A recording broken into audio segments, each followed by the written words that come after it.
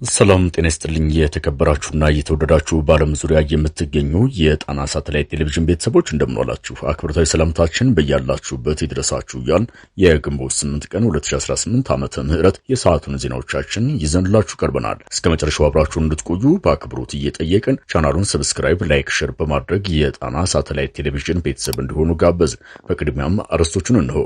በታሪካዊቷ ከተማ የፈንጅ ፍንዳታ መከሰቱ ተሰምቷል። የፈንጅ ፍንዳታው በመከላከያ አዛዦች ላይ ያነጣጠረ ሲሆን በዚች ታሪካዊ ከተማ በአመራሮቹ ላይ የተጠመደው ፈንጅ ምን ጉዳት አደረሰ የሚለውንና ፈንጁንስ ስላጠመዱት አካላት የመጨረሻ ጣፈንታ ዝርዝር ዘገባ በቀዳሚነት ይዘናል። የባህር በሩ ጉዳይ ከምን ደረሰ? ብልጽግና ለአራት ዓመታት ያህል ያለማቋረጥ አጀንዳ አድርጎት የነበረው የባህር በር ጥያቄ ከዛሬ ጀምሮ እንዳይነሳ የሚል መመሪያ ወርዷል። የብልጽግናው አክቲቪስቶችም ይህንን ተቀብለው ተግባራዊ ባደረጉበት አገዛዙ የዲፕሎማሲ ልዑክ ወደ አስመራ ለመላክ መዘጋጀቱን የሚገልጹ መረጃዎች ወጥተዋል። ልዑኩ ማንን ያጠቃልላል? ኤርትራስ በዚህ ጉዳይ ምን አለች? ለሚለው ዜናችን መልሱን አሰናድቶላችኋል፣ ተሰምቷላችሁ። ፋኖ በጎንደርና በጎጃም ባደረገው ተጋድሎ ታላቅ ድል መቀዳጀቱ ተሰምቷል። በሁለቱ ቀጠና የተደረጉ ውጊያዎች ዝርዝር ማብራሪያዎችና በፋኖ ሰላዮች የተሰለለውን የብልጽግና ሰላይ በተመለከተ የምናስደምጣችሁ ሌላኛው ዜናችን ነው፣ ተሰምታላችሁ። እነዚህንና ሌሎች ለሰዓቱ የተመረጡና ያልተሰሙ መረጃዎችን አሰባስበን ያሰናዳነው ዜናችን ከዚህ ሰዓት ጀምሮ ወደ እናንተ መቅረብ ይጀምራል። በድጋሚ አብራችሁን ቆዩም።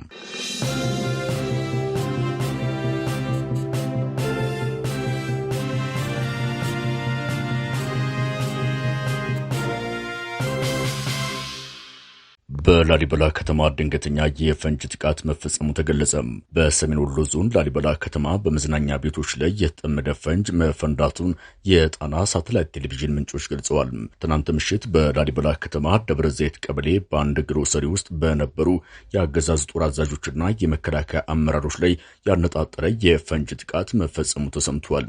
ፈንጁ የፈነዳው ምሽት አካባቢ ሲሆን በፈንጅ ፍንዳታው ወቅት ቁጥራቸው በውል ያልታወቁ ሰዎች በግሮሰሪው ውስጥ እየተዝናኑ እንደነበር ተጠቁሟል።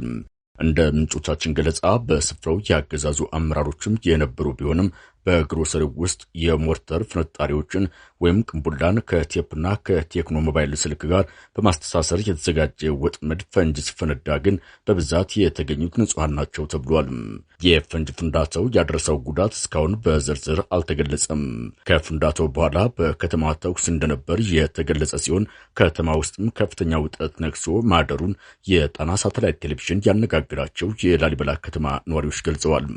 ዛሬ በላሊበላ ከተማ የገበያ ቀን መሆኑን ተከትሎም ከገጠር የሚገቡ አርሶ አደሮችና ነጋዴዎችን ጨምሮ ሌሎች ተጓዥ በከፍተኛ ሁኔታ እየተፈተሹ እንደሆነ የገለጹት ምንጮቻችን በገበያ ማዕከሉም በርካታ ቁጥር ያለው የአገዛዝ ጦር መሰማራቱ ተገልጿል። እንደ ነዋሪዎቹ ገለጻ በከተማ ውስጥም ቤት ለቤት ፍተሻ እየተደረገ ሲሆን በሽምብርማና ገጠርጌ በርካታ ወጣቶች ታፍሰው ወደ ፖሊስ ጣቢያ መወሰዳቸው ተሰምቷል። ወጣቶቹ ታፍነው የተወሰዱት በፖሊስና በሚሊሻ መሆኑን የገለጹት ምንጮቻችን ድብደባና ወከባም እንደተፈጸመባቸው ጨምረው ገልጸዋል። በፈንጅ ጥቃቱ እስካሁን ኃላፊነት የወሰደ አካል የለም ተብሏል። ይህ በእንዲህ እንዳለ የአገዛዙ አየር ኃይል አዲስ የውጊያ ስምሪት መውሰዱም ተሰምቷል። የጣና ሳተላይት ቴሌቪዥን ወታደራዊ ምንጮች እንደገለጹት አየር ኃይሉ በሙሉ አቅም በአማራ ክልል ለሚደረገው ጦርነት እንዲሰማራ አቅጣጫ ተቀምጧል ተብሏል። ከትላንት ጀምሮ በሁሉም የክልሉ አካባቢዎች ስምሪት ወስዶ የገባው አየር ኃይል በአንዳንድ አካባቢዎች በንጹሃን ላይ ጭምር ያነጣጠረ ጥቃት የፈጸመ ሲሆን በሌሎቹ አካባቢዎች ደግሞ ዛሬም ያልተቋረጠ ቅኝት እያደረገ ቀጥሏል። በጎንደር ደብረታቦርና አካባቢው ከማህደር ማርያም እስከ እስቴ ስማዳ መስመር እንዲሁም በደራና አካባቢው ከፍተኛ የሆነ የድሮን ቅኝት መኖሩን የገለጹት ምንጮቹ በዚሁ ቀጠና ኢላማውን የሳተ ጥቃት መፈጸሙን የአካባቢው ነዋሪዎቹ ለጣና ሳተላይት ቴሌቪዥን ገልጸዋል። የድሮን ቅኝቱ በምዕራብ ወሎ መካነ ሰላም፣ ተንታና መቅደላ እንዲሁም ወግድና አካባቢው በስፋት እየተደረገ መሆኑን የዓይን እማኞች ለጣቢያችን ገልጸዋል። በሰሜን ወሎ ራያ ቆቦና በደቡብ ወሎ አምባሰል ሰንሰለታማ ስፍራዎች ጥቃቶቹ የተፈጸሙ ሲሆን በዚሁ ቀጠና ዛሬም እስከ እኩለ ቀን ድረስ 2 ድሮኖች ዝቅ ብለው አሰሳ ሲያደርጉ መዋላቸው ተገልጿል። አዲስ ስምሪት የወሰዱት የአገዛዙ ድሮኖች በሸዋ መንዝና አንኮበር እንዲሁም በይፋት ቀጠናዎችም ሲያንዣብቡ ተስተውለዋል ተብሏል። እነዚህ የአገዛዙ ድሮኖች በሸዋ ተጉለትና ቡልጋ አውራጃ በአርሶ አደር መኖሪያ ቤት ላይ በፈጸሙት ድንገተኛ ጥቃት በቤት ውስጥ የነበረው ሀብትና ንብረት ሙሉ በሙሉ መውደሙ ተገልጿል። በጥቃቱ የሰው ሕይወት ባይጠፋም የአርሶ አደሩ የቁም እንስሳትና በቤት ውስጥ የነበረ ንብረት ሙሉ በሙሉ ከጥቅም ውጭ ሆኗል ነው የተባለው። ይህ በአዲስ የተጀመረው የድሮን አሰሳና ቅኝት አገዛዙ አድርገዋለሁ ከሚለው ምርጫ ጋር የተያዘ እንደሆነም የውስጥ የመረጃ ምንጮቻችን ጨምረው ገልጸዋል።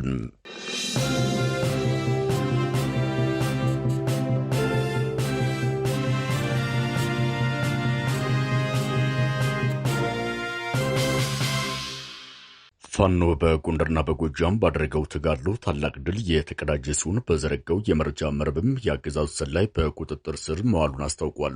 በጎንደር ጠገዴ ወረዳ በአገዛዙ ጦርና በፋኖ ኃይሎች መካከል በተደረገው ውጊያ ፋኖ ከፍተኛ ድል ተቀዳጅቷል ተብሏል። በአራት አቅጣጫ የተንቀሳቀሰው የአገዛዙ ጦር ከፍተኛ ሰብአዊና ቁሳዊ ውድመት ደርሶበት ተበታትኖ መመለሱም ተሰምቷል። በርካታ ኃይሉን ይዞ ወደ ጠገዴ ወረዳ ሰጋሎ ከተማ የገባው የአገዛዙ ጦር በፋኖ ኃይሎች ጥቃት ክፉኛ መመታቱን ነው የግንባር ምንጮቻችን ለጣቢያችን ያደረሱትም። ይህን ተከትሎም ዛሬ በአካባቢው ውጥረት መንገሱን የገለጹት ምንጮቻችን ከሳንጃ እስከ አሸሬ ከቅራቅር እስከ ጠገዴ ሰጋሎ ከተማ ያለው ቀጠና ሰፊ ወታደራዊ እንቅስቃሴ እየተደረገበት መሆኑ ተሰምቷል። በትላንትናው ዕለት ወደ ሰጋን በመጓዝ ላይ የነበረ የአገዛዝ ጦር ላይ በፈጸመው ድንገተኛ ጥቃትና በተደረገው ተጋድሎ ድል የተጎናጸፈው ፋኖ ዛሬም መንገዶቹን ዘግቶ የአገዛዙን ጦር እንቅስቃሴ እንደገደበው ነው ተብሏል። በጠገዴ ወረዳ ሰጋድሎ ከተማ አቅራቢያ በተደረገው አውደ ውጊያም በርካታ የአገዛዙ ወታደሮች የተገደሉ ሲሆን ቀሪው ቁስለኛ ሆኖ መበታተኑንም የጣና ሳተላይት ቴሌቪዥን ምንጮች ገልጸዋል። በተያያዘ ዜና በጎጃም ሰከላ ወረዳ አስገዳጅ የምርጫ ቅስቀሳ ሲያደርግ በነበረ የአገዛዝ ኃይል ላይ በተወሰደ እርምጃ የመከላከያ ሻለቃ አዛዥ የተገደለበት ከባድ ውጊያ መደረጉ ተሰምቷል። የፋኖ ኃይሎች በሰከላ ወረዳ አጉት ከተማ በፈጸሙት ጥቃት የመከላከያ ሻለቃ አዛዡን ጨምሮ በርካታ የአገዛዙ ወታደሮች መገደላቸውን ጣና ሳተላይት ቴሌቪዥን ከአካባቢው የመረጃ ምንጮች አረጋግጧል። ነዋሪዎቹን በግዳጅ ከቤት እያስወጣ ምርጫ ቅስቀሳ ሲያደርግ የነበረው የብልጽግናው ኃይል በፋኖ መብረቃዊ ጥቃት ከፍተኛ ኪሳራና ውድመት ደርሶበታል። ሻለቃ አዛዡን ጨምሮ በርካታ ወታደሮች በተገደሉበት የሰከላ አጉት ከተማው ውጊያው ከሞት የተረፈው የአገዛዙ ጦር አስክሬንና ቁስለኛውን ሳያነሳ ቤተ ክርስቲያን ውስጥ መመሸጉ ተነግሯል። በውጊያው ፋኖ በርካታ የነፍስ ወከፍ መሳሪያዎችን ከነተኳሹ ማርኮ መታጠቁንም ከውጊያው በኋላ ባወጣው መግለጫ አስታውቋል። በሌላ ዜና በጎንደር ቀጠና ለስለላ የገባው የመከላከያ አባል በፋኖ ሰላዮች በቁጥጥር ስር መዋሉ ተሰምቷል። የአማራ ፋኖ ብሔራዊ ንቅናቄ ጎንደር ጠቅላይ ግዛት እዝ 202ኛ ኮር እንዳስታወቀው የአገዛዙ መከላከያ አባል የሆነ ግለሰብ ከደልጊ ወደ ጨዋሂት ለስለላ እየገባ በነበረበት ወቅት በፋኖ የመረጃና ደህንነት ጥብቅ ክትትል መያዙን አስታውቋል። የአገዛዙ ወታደር በፋኖ በቁጥጥር ስር በዋለበት ወቅት የምርጫ ካርድና የመከላከያ አባልነት መታወቂያ ካርድ ተገኝቶበታል ነው የተባለው።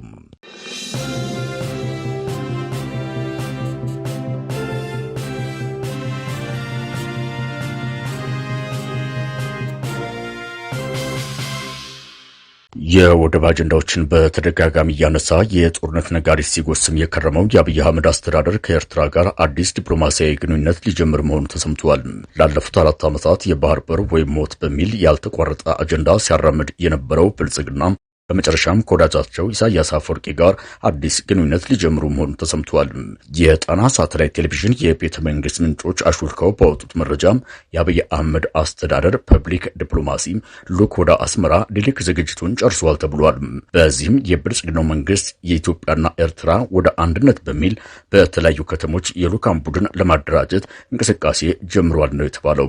የሁለቱ ሀገራት ግንኙነት እውን ለማድረግ ወደ ኤርትራ የሚላከው ፐብሊክ የዲፕሎማሲ ልዑክ ከተለያዩ ማህበረሰብ ክፍሎችና ተቋማት የተውጣጣ ስለመሆኑም ተነግሯል። በዚህ ልዑክም ታዋቂ ሰዎች፣ ባለሀብቶችና አርቲስቶች እንደሚሳተፉ የተገለጸ ሲሆን የኢትዮጵያ ኦርቶዶክስ ቤተክርስቲያንም ፐብሊክ ዲፕሎማሲ በሚል ለተቋቋመው ቡድን ተወካዮቿን እንድታቀርብ ከብልጽግናው አገዛዝ ደብዳቤም ደርሷታል ተብሏል። በቅርቡ ከአሜሪካ ጋር አዲስ ግንኙነት የጀመረው የአብይ አህመድ አስተዳደር አዲስ ያቋቋመው የፐብሊክ ዲፕሎማሲ ቡድን ወደ ተለያዩ የዓለም አገራት እንደሚጓጓዝ የተገለጸ ሲሆን የመጀመሪያው መዳረሻው የኢሳያስ አፈወርቂ መቀመጫ የሆነችው አስመራ ከተማ መሆኑ ተረጋግጧል። ወትሮም ቢሆን አገር በቀል ግጭቶችን መፍታት የማይችል ሰራዊት ይዞም ባህር በራችን በኃይል ለማስመለስ ዝግጅታችን ጨርሰናል ሲል የነበረው አገዛዙ በአሁኑ ወቅት የዲፕሎማሲ ልዑክ ወደ ማቋቋም መግባቱ የታወቀ የታወቀ ቢሆንም በኤርትራ በኩል ምንም አይነት እንቅስቃሴ እንደሌለ ታውቋል። የተቋቋመውን ልዑክ በተመለከተና ወደ አስመራ ይጓዛል ስለተባለው ስብስብ ከአስመራ በኩል እስካሁን የተሰጠ ምላሽ የለም። የአገዛዙ የሚዲያ ሰራዊት አጀንዳውን እየተቀባበሉት ሲሆን የአብይ አህመድ አስተዳደር በአንዴ ከጦርነት ጉሰማና ፕሮፓጋንዳ ወጥቶም ኤርትራ ላይ መለሳለስ ያሳየው ኤርትራ በዲፕሎማሲው ዘርፍ በወሰደችበት ብልጫ ጫና ውስጥ ገብቶ ስለመሆኑ ተመላክቷል። በተለይ በአሜሪካ በኩል ኤርትራ ላይ የተጣለው ማዕቀብ መነሳቱም የአብይ አህመድ አስተዳደር ኤርትራ ላይ የያዘውን እቅድ ሙሉ በሙሉ እንዲከልስ አድርጎታል። የሰሜኑ ጦርነት ተከትሎ በባይደን አስተዳደር ከፈረንጆቹ 2021 ጀምሮም በኤርትራ ላይ ተጥሎ የነበረው የጦር መሳሪያና በአመራሮቹና በወታደራዊ መሪዎች ላይ ተጥሎ የነበረው ማዕቀብ በአሁኑ ወቅት ተነስተዋል። በእርግጥ አሜሪካ በአብይ አህመድ መንግስት ላይ ጥለው የነበረውን ተመሳሳይ እግድ ማንሳቷንም በውጭ ጉዳይ ሚኒስቴር በኩል የወጣው መግለጫ አስታውቆ ነበር። የትራምፕ አስተዳደር በወሰነው ውሳኔ አገራቸው ኢትዮጵያና ኤርትራ ለቀይ ባህር ደህንነት አስፈላጊ እንደሆኑ በማመን ከሁለቱ ሀገራት ጋር ያላትን ግንኙነት ይበልጥ ለማጠናከርና ሁለቱን ሀገራት በዲፕሎማሲያዊ መንገድ ለማቀራረብ መወሰኗን ለኢትዮጵያ ውጭ ጉዳይ ሚኒስቴር ገልጸዋል ተብሏል።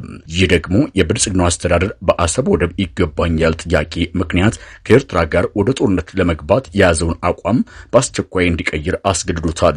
አብይ አህመድ የ4 ኪሎ መንበርን በያዘ ማግስት ከኢሳያስ አፈወርቂ ጋር ቅልጥ ያለ ፍቅር ውስጥ ገብቶ በነበረበት ወቅት በቤተ መንግስት ውስጥ ቀለበት እንዳሰረለትም ይታወሳል።